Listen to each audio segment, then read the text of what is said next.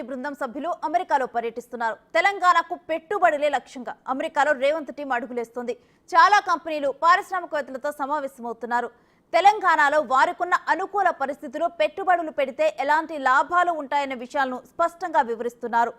ప్రపంచంలోనే పేరుగాంచిన పలు కంపెనీలతో ఒప్పందాలు కుదుర్చుకున్నారు. ఇప్పటి వరకు 10 ప్రముఖ కంపెనీలతో రేవంత్ టీం ఎంఓయూలు కుదుర్చుకుంది.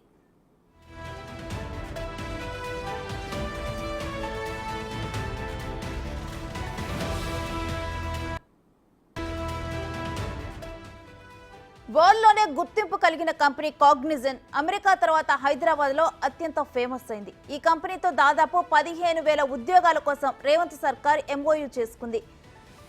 ఈ కంపెనీలలో ఉద్యోగం కోసం చాలా మంది వెయిట్ చేస్తూ ఉంటారు. ఈ ఒప్పందంతో అందరి కలలు నెరవేరుతాయి.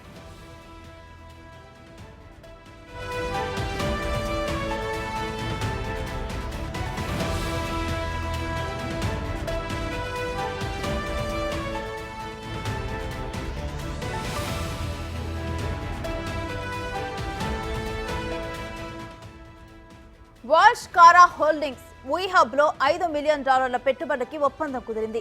అభివృద్ధి చెందుతున్న తెలంగాణ స్టార్టప్లలో 100 మిలియన్ల పెట్టుబడులు పెట్టేందుకు ఈ సంస్థతో ప్రభుత్వం ఒప్పందం కుదుర్చుకుంది.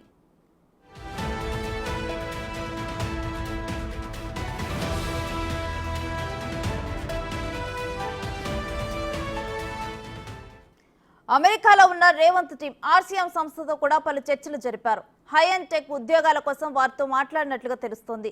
దాదాపుగా 500 హై అండ్ టెక్ ఉద్యోగాల కోసం ఒప్పందం కుదుర్చుకున్నారు.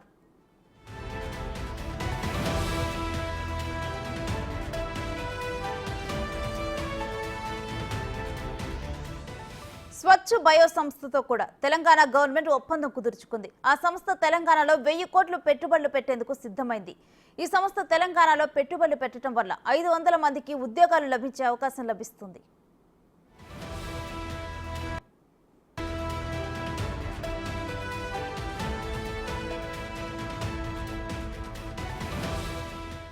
ట్రైజిన్ టెక్నాలజీస్ తో కూడా ఒప్పందాలు చేసుకున్నారు. హైదరాబాద్ లో artificial intelligence innovation development delivery సెంటర్ను ఏర్పాటు చేసేందుకు రెడీ అయ్యారు. ఈ సంస్థ వల్ల దాదాపు 1000 ఉద్యోగాలు క్రియేట్ అవుతాయి.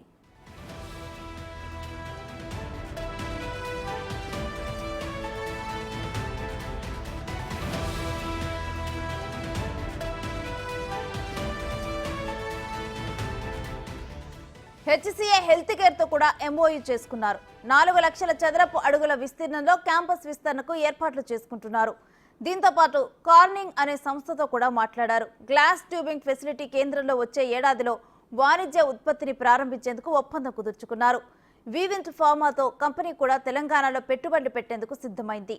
400 కోట్ల పెట్టుబడులు పెట్టనున్నారు.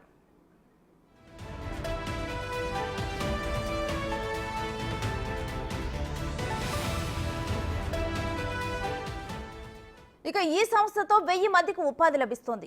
చార్లెస్ స్క్వాబ్ టెక్నాలజీ డెవలప్మెంట్ సెంటర్తో కూడా ఒప్పందం చేసుకున్నారు. భారతదేశంలోనే మొదటి టెక్నాలజీ డెవలప్మెంట్ సెంటర్గా ఇది తెలంగాణకు రానుంది. తెలంగాణ చేపడుతున్న ఈ ప్రతిష్టాత్మక ప్రాజెక్టులో ప్రపంచ బ్యాంకు భాగస్వామ్యం, సహకారం కూడా తీసుకోనుంది.